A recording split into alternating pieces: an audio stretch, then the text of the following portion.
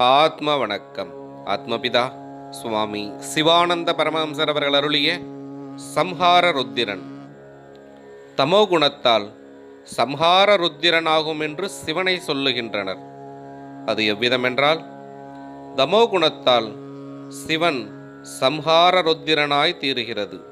அதாவது ஆத்மாவாகி, ஜீவனாகி, வாயுவாகி, தேஜசாயிருக்கின்ற பொருளாகும் சிவன்.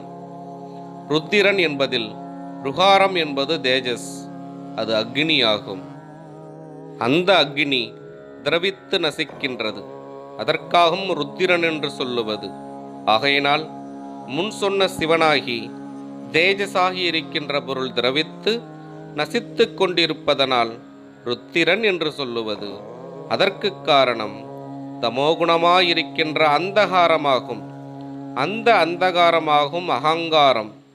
அந்த அகங்கார நிமித்தம் தன்னை தானறியாமல் அது வேண்டும், இது வேண்டும், நான் உயர்ந்தவன், ஸ்தானி, மானி என்று இவ்விதத்தில் உள்ள துரபிமானத்தால் மோகாந்தகாரர்களாகி, ஜீவனாகி, தேஜசாயிருக்கின்ற பொருள் திரவித்து அதோகதியாகி ஜனங்கள் நசித்து போகின்றார்கள். இதனால்தான் சிவன் ருத்திரனாக விளங்கி சம்ஹாரம் செய்கிறதென்று சொல்லுவது. இவ்விதமல்லாமல் நம்மிலிருந்து வேறுபட்டு ஒரு சிவன் ருத்திரனாக பிறந்து வந்து நம்மை கொல்லுவதில்லை.